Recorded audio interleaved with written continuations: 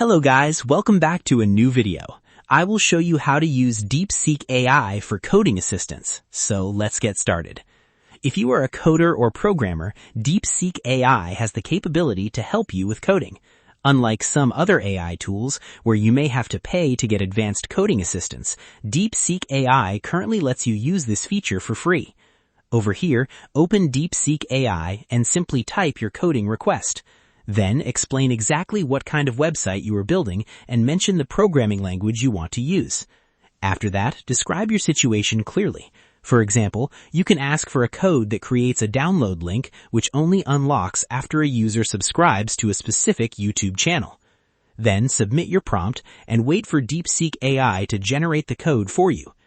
Over here, review the generated code carefully and check if it matches your requirements. After that, customize the code wherever needed. You can replace the sample download link with your own download link. And that wraps it up. If you found this video useful, please do like and subscribe. Thanks for watching.